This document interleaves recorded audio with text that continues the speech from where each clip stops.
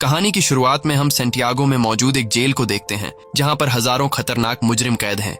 ये सेंटियागो का सबसे सिक्योर तरीन जेल है क्योंकि आज तक इस जेल से कोई भी कैदी फरार नहीं हो सका और इसका रीजन है इस जेल का वार्डन बहुत ही स्ट्रिक्ट और बेरहम इंसान है जो जरा सी गलती करने पर कैदियों को बुरी तरह से पीटता है। और यही वजह है कि इस जेल के कैदी यहाँ से भागना तो दूर बल्कि एक छोटी सी गलती करने से पहले भी 100 बार सोचते हैं। लेकिन अब वार्डन का यह खौफ ज्यादा दिनों तक चलने वाला नहीं था क्योंकि अब इस जेल में एंट्री हो चुकी थी एक बहुत ही शातिर इंसान की जिसका नाम लियोन है। लियोन एक आर्किटेक्ट है जो किसी भी बिल्डिंग को देखकर उसे पता चल जाता है कि यह बिल्डिंग कितने साल पुरानी है और इस बिल्डिंग को किस तरह से डिजाइन किया गया है। लियोन जेल में एंटर होते ही उसके दिमाग में यहाँ से भागने की प्लानिंग शुरू हो जाती है। यहाँ हमें पता चलता है कि लियोन अकेला नहीं है बल्कि उसके साथ 4 साथी भी हैं जो यहाँ से भागना चाहते हैं। कुछ देर बाद जेल का एक ऑफिसर सभी कैदियों को लाइन से खड़ा करके जेल के रूल्स बताता है और कहता है कि अगर किसी ने भी रूल तोड़ने की कोशिश की तो उसे मार दिया जाएगा। इसके बाद सभी कैदियों को उनके ब्लॉक्स की तरफ लाइन से ले जाया जाता है। यहाँ लियोन दौड़ते हुए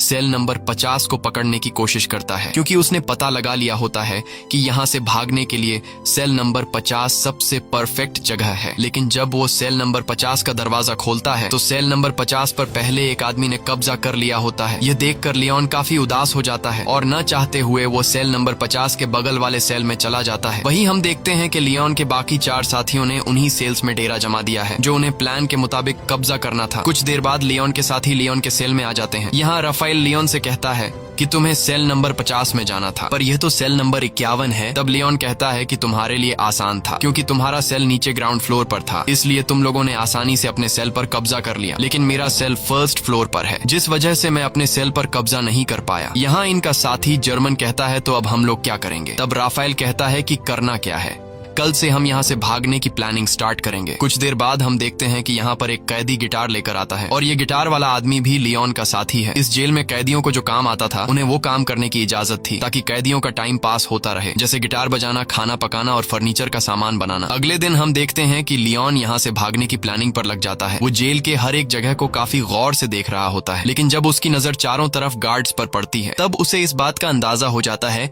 कि यहाँ से दीवार से कूदकर भागना काफी मुश्किल है। इसके बाद वह प्लान बी पर काम करते हुए पैदल चलकर कदमों से जेल की लंबाई का नाप लेने लगता है। जेल की लंबाई नापने के बाद वो सीधा अपने साथियों के पास पहुंचकर उनसे कहता है कि हमें कैसे भी करके यहाँ से भागना होगा। तब जर्मन ने कहा कि तुम पागल हो गए हो, यहाँ से भागना इम्पॉसिबल है क्योंकि चारों तरफ जेल की ऊंची दीवारें हैं जिससे हम कभी भी कूदकर भाग नहीं सकते और गार्ड्स भी चारों तरफ से हम पर नजर जमाए रखे हैं। अगर उन्हें जरा सा भी हम पर शक हुआ तो वो हमें मार डालेंगे। तब लियोन कहता है कि मैंने कदमों का इस्तेमाल करके जेल के बाहर जाने तक का रास्ता नाप लिया है। हम यहाँ से जेल के बाहर वाले रोड से सिर्फ 90 मीटर की दूरी पर खड़े हैं, इसलिए हमें दीवार से कूदकर यहाँ से नहीं भागना है बल्कि हम यहाँ जमीन के नीचे एक सुरंग बनाएंगे जो यहाँ से बाहर तक जाएगी। इस जेल के बाहर जंगल है और अगर हम एक बार यहाँ से निकल गए तो जेल के बाहर जंगल में गार्ड्स हमें ढूंढ नहीं पाएंगे और बड़ी आसानी से हम यहाँ से फरार हो जाएंगे। लेकिन यहाँ इनके दिमाग में सबसे बड़ा सवाल यह होता है कि इतनी लंबी सुरंग जब यह लोग बनाएंगे तो उस सुरंग से बाहर निकलने वाली मिट्टी यह लोग कहाँ गिराएंगे। यह सवाल इन तीनों को परेशान कर रही थी और लियोन सोच में पड़ जाता है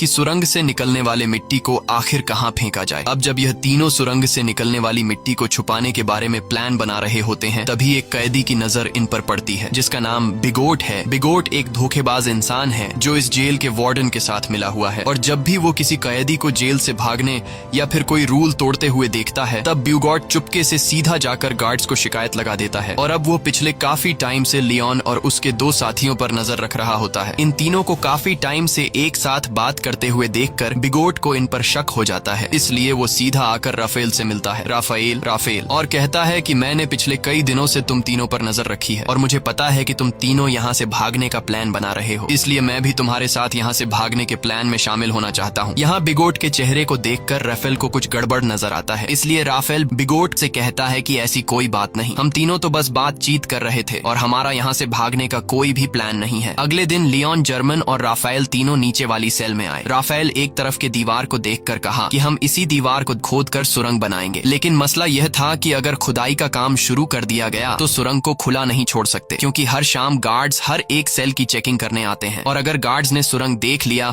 तो हम सब पकड़े जाएंगे। तब लियोन कहता है कि हम इस दीवार के एक हिस्से को तोड़कर सेम उसी तरह का एक फेक ब्लॉक बनाएंगे ताकि शाम को जब भी गार्ड सेल की चेकिंग करने आए तब हम उस फेक ब्लॉक को दीवार में लगाकर सुरंग को छुपा देंगे और गार्ड्स के पकड़े जाने से बच जाएंगे। अब यह सब तो ठीक था, लेकिन सबसे बड़ा सवाल यह था कि सुरंग में से निकलने वाली मिट्टी का ये लोग क्या करेंगे। तब लियोन अपने गिटार वाले दोस्त को सेल में बुलाता है और वो अपने गिटार में से एक बड़ा स्क्रू ड्राइवर निकालकर लियोन को देता है, जिसके बाद लियोन ऊपर छत में एक चौकोर सुरंग करने लगता है जिससे बाहर काफी शोर हो रहा था। अब शोर से बचने के लिए गिटार वाला आदमी गाना गाकर गिटार बजाने लगता है जिससे किसी को भी सेल के अंदर का शोर सुनाई नहीं देता। और कुछ देर की मेहनत के बाद लियोन छत में सुरंग करने में कामयाब हो जाता है। अब यहाँ लियोन जब उस होल से अपना सर बाहर निकाल कर देखता है तो उसे छत पर एक बड़ा खाली जगह दिखाई देता है, जिसे देखकर लियोन काफी खुश हो जाता है क्योंकि यहाँ पर 80 टन से भी ज्यादा मिट्टी आसानी से रखी जा सकती थी। अब शाम होने वाली थी और जल्द ही गार्ड्स आकर सेल की चेकिंग शुरू करने वाले थे, इसलिए राफेल डर जाता है और कहता है कि हमें जल्दी ही इस होल को बंद करना होगा। तब लियोन ने कहा कि जल्दी से मुझे अंडे लाकर दो। यह सुनकर राफेल गुस्सा हो जाता है और कहता है कि तुम्हें इस वक्त मजाक सूझ रहा है। तब लियोन कहता है कि तुम जल्दी से अंडे लाकर दो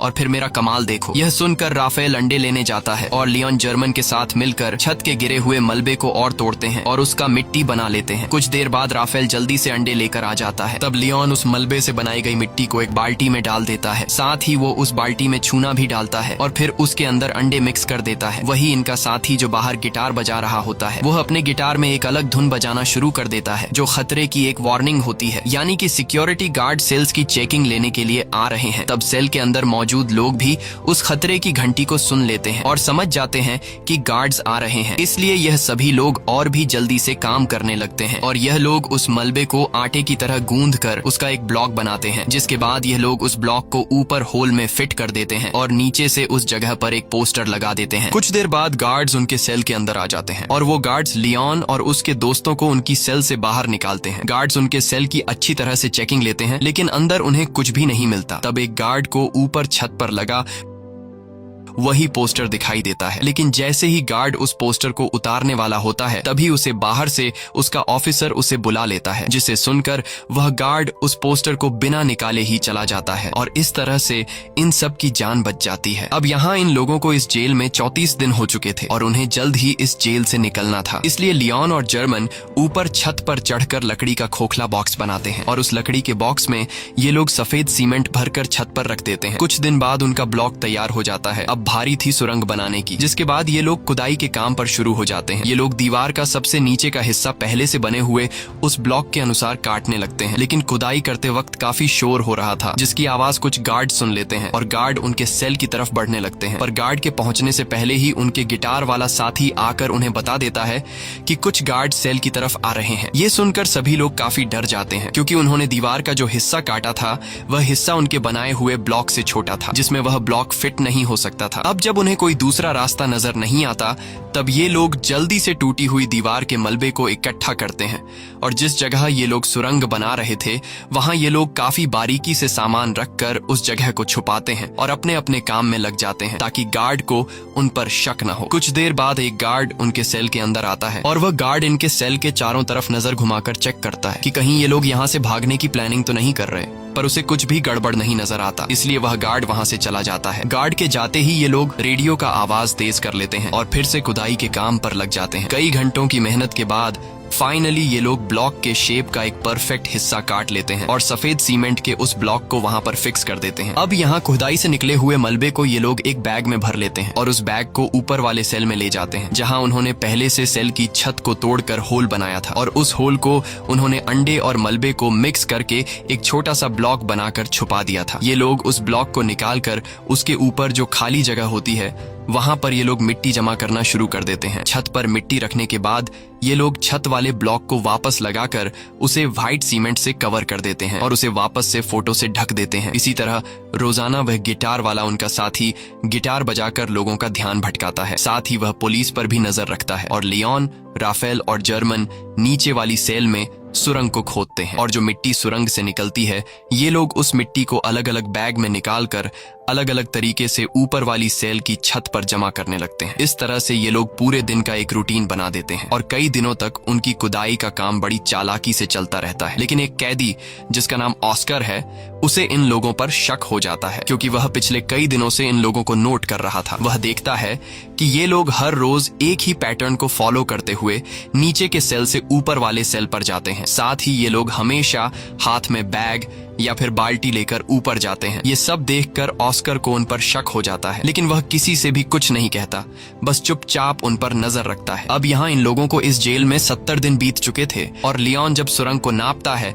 तो उससे पता चलता है कि 70 दिनों में हमने सिर्फ 5 मीटर सुरंग बनाई है। ये देखकर लियोन काफी मायूस हो जाता है और लियोन समझ जाता है कि हम 5 लोग इस सुरंग को इस तरह से कभी भी कंप्लीट नहीं कर पाएंगे। इसलिए वो अपने साथियों से कहता है कि हमें इस सुरंग को कंप्लीट करने के लिए और आदमियों की जरूरत पड़ेगी और अगर हम 5 लोग इसी रफ्तार से मिट्टी निकालते गए तो इस सुरंग को कंप्लीट करने में हमें 5 साल लग जाएंगे। इसलिए हमें सुरंग को और तेजी से खोदना होगा। वही उनका साथी जर्मन जब बैग में मिट्टी भरकर ऊपर ले जा रहा था तभी एक पुलिस वाला उसे रोक लेता है और जर्मन से पूछता है कि इस बैग में क्या है। तब जर्मन कहता है कि कुछ खास नहीं, बस मेरी जरूरत का कुछ सामान है। ये सुनकर वह पुलिस वाला जर्मन से कहता है कि अच्छा ठीक है, चलो अब बैग खोल कर दिखाओ। ये सुनकर जर्मन घबरा जाता है और जर्मन को लगता है कि आज हम सभी पकड़े जाएंगे। लेकिन जब जर्मन अपना बैग खोलता है तो उसमें कुछ सामान रखा गया था। दरअसल जर्मन ने पहले से बैग में मिट्टी नीचे छुपाई होती है और सामान ऊपर रख दिया होता है, लेकिन गार्ड को जर्मन पर शक होता है। इसलिए वह गार्ड जर्मन से कहता है कि मेरे पीछे चेकिंग रूम में आओ। तब जर्मन बड़ी चालाकी से नीचे बैठा अपने साथी लियोन के साथ उसी तरह का सेम एक दूसरा बैग बदलकर गार्ड के पीछे चेकिंग रूम में चला जाता है। चेकिंग रूम में जब वह गार्ड जर्मन के बैग को अच्छी तरह से चेक करता है तो उसके अंदर सामान के अलावा कुछ भी नहीं मिलता, जिसके बाद वह गार्ड जर्मन को जाने देता है। अब इन सभी कैदियों को जेल में 86 दिन बीत चुके थे और अब ये लोग और ज्यादा दिन यहाँ नहीं रहना चाहते थे। इसलिए लियोन और उसके साथी जल्दी से सुरंग के काम को बढ़ाने के लिए ऊपर वाले फ्लोर के कुछ कैदियों को अपने साथ मिला लेते हैं। यहाँ लियोन उन नए कैदियों को दीवार से ब्लॉक हटाकर सुरंग भी बताता है। ये देखकर वो कैदी फौरन इनके साथ मिलकर काम करने को मान जाते हैं, क्योंकि वो सोचते हैं कि अगर 5 लोग मिलकर 7 मीटर लंबा सुरंग खोद सकते हैं तो हम सब एक साथ मिलकर जल्द ही इस सुरंग को पूरा कर लेंगे। और साथ ही इन नए आने वाले कैदियों में कुछ कैदी ऐसे भी थे जिन्हें फांसी होने वाली थी, इसलिए वो लोग तो पहले से यहाँ से भागने का चांस ढूंढ रहे थे। अब लियोन जब समझ जाता है कि सभी कैदी सुरंग के लिए तैयार हो चुके हैं तब लियोन उन्हें अपना प्लानिंग बताते हुए कहता है कि हम डेली 1 घंटे की शिफ्ट में काम करेंगे। 2 लोग खुदाई का काम करेंगे,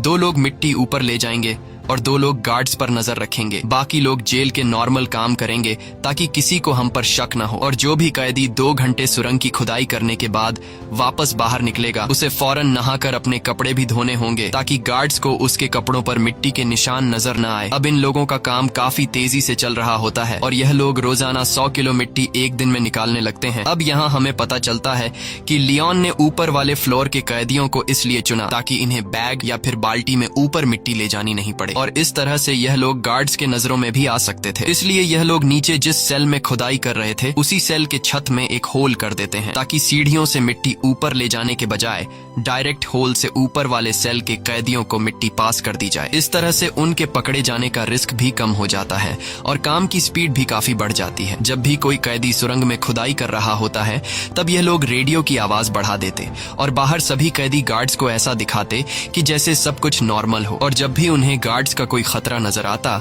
तब यह लोग उस सेल के दरवाजे पर नॉक करके खतरे की घंटी बजा देते, जिससे अंदर खुदाई के काम पर लगे कैदी सेल में सारा सामान पहले की तरह करके अपने अपने काम पर लग जाते। इस तरह से यहाँ से भागने के प्लानिंग में शामिल हर एक कैदी रूटीन के मुताबिक अपना अपना काम करते हैं और हर शाम को यह लोग इकट्ठा होकर आगे की प्लानिंग बनाने लगते हैं ताकि गार्ड्स को किसी पर भी शक न हो और सब कुछ परफेक्ट तरीके से चलता रहे। लेकिन शाम को जब यह लोग फुटबॉल खेल रहे होते हैं तब एक कैदी जिसका नाम ऑस्कर है वो राफेल के पास आता है और राफेल को बताता है कि मुझे पता है कि तुम लोग सुरंग खोदने की कोशिश कर रहे हो, इसलिए मैं भी तुम्हारी टीम में शामिल होकर तुम्हारा साथ देना चाहता हूं। तब राफेल ऑस्कर को लियोन के पास ले जाता है और लियोन ऑस्कर को भी अपनी टीम में शामिल कर देता है। यहाँ लियोन अपने 2 साथी जर्मन और राफेल से कहता है कि जिस हिसाब से काम चल रहा है मुझे पूरा यकीन है कि हम जल्द ही इस सुरंग को कंप्लीट कर देंगे।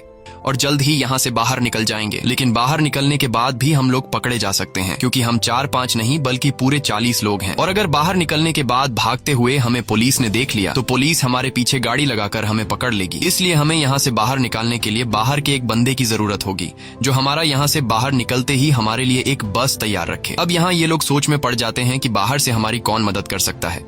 तब लियोन कहता है, राफेल, तुम्हारी वाइफ पॉलिना हमारी बाहर से मदद कर सकती है और हम लोग उस पर विश्वास भी कर सकते हैं, इसलिए तुम्हें अपनी वाइफ से मदद मांगनी होगी। अब यहाँ रहते हुए सभी कैदियों को 182 दिन बीत जाते हैं और आज सभी कैदियों से उनके घर वाले मिलने आए होते हैं। यहाँ पर राफेल की वाइफ भी आई होती है। तब राफेल अपनी वाइफ पॉलिना को उनके पूरे प्लान के बारे में बताता है और कहता है, हमें तुम्हारी बाहर से मदद चाहिए होगी, इसलिए बाहर तुम्हें कुछ लोगों के साथ जुड़कर हमारे लिए एक बस का इंतजाम करना होगा। पॉलिना मान जाती है और वो वहां से चली जाती है। अब जेल में सुरंग खोदते हुए इन कैदियों को 205 दिन बीत चुके थे और इन लोगों ने सुरंग को भी काफी लंबा कर दिया था। लेकिन एक दिन इनका साथी जो गिटार बजाया करता था, वो जब सुरंग के अंदर खुदाई के काम पर लगा होता है, तभी वहां पर सेल की चेकिंग के लिए गार्ड्स आ जाते हैं। यह देखकर बाहर खड़ा राफेल और लियोन काफी ज्यादा घबरा जाते हैं, क्योंकि पिछले कई दिनों से रात में सेल की चेकिंग होती थी, लेकिन आज गार्ड्स दोपहर में सेल की चेकिंग करने आए हैं, जैसे उन्हें शक हो गया हो कि जेल में कोई सुरंग खोदने की कोशिश कर रहा है। और गार्ड्स को देखकर लियोन दौड़ते हुए अंदर जाकर सभी को वार्न कर देता है और कहता है कि जो भी सामान यहाँ वहाँ बिखरा पड़ा है उन्हें जल्दी से छुपा दो। ये सुनकर जो लोग काम पर लगे हुए होते हैं वो सभी सुरंग का काम छोड़कर अपने अपने काम पर लग जाते हैं। यहाँ इस गिटार वाले के साथ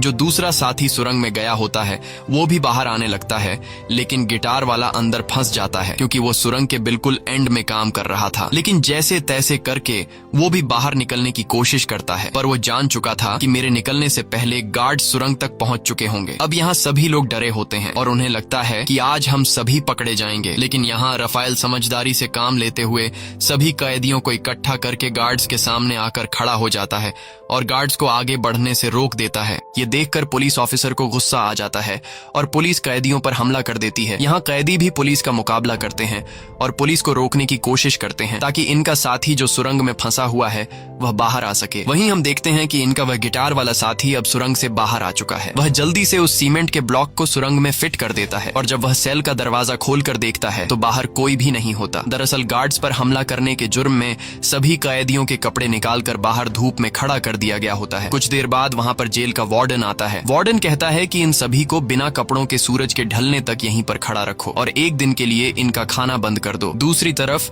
राफेल की वाइफ पॉलिना एक चर्च में जाकर लियोन के पिता से मिलती है। लियोन के पिता एक पादरी थे। यहाँ लियोन का एक पुराना दोस्त भी आता है। तब राफेल की वाइफ पॉलिना लियोन के फादर और उसके दोस्त को लियोन का पूरा प्लान समझा देती है और कहती है कि हमें उन्हें बचाने के लिए एक बस का इंतजाम करना होगा। तब लियोन का दोस्त भी इनकी मदद करने के लिए तैयार हो जाता है और कहता है कि बस का इंतजाम मैं कर लूंगा। वहीं दूसरी तरफ जेल में राफेल से उसकी वकील मिलने आती है। यहाँ जेल का वार्डन राफेल को सिगरेट देने लगता है, पर राफेल सिगरेट लेने से इनकार कर देता है। लेकिन राफेल वार्डन के सिगरेट के डिब्बे को पहचान लेता है कि वार्डन कौन से ब्रांड का सिगरेट पीता है। अब यहाँ इन लोगों को इस जेल में रहते हुए 1 साल से भी ज्यादा टाइम बीत चुका था और इन लोगों ने सुरंग को भी काफी लंबा कर दिया था। दिन रात मेहनत के बाद अब सुरंग भी जल्द कंप्लीट होने वाला था। लेकिन एक दिन सुरंग में इनका एक साथी जब काम कर रहा होता है तभी अचानक वह बेहोश हो जाता है, क्योंकि इतनी गहराई में ऑक्सीजन की कमी होती है। अच्छी बात यह थी कि राफेल उसके पीछे होता है और राफेल जैसे तैसे करके उस आदमी को बाहर निकाल देता है। शाम को ये लोग मीटिंग करते हैं कि अब सुरंग काफी लंबा हो चुका है। जहाँ अंदर ऑक्सीजन ना होने की वजह से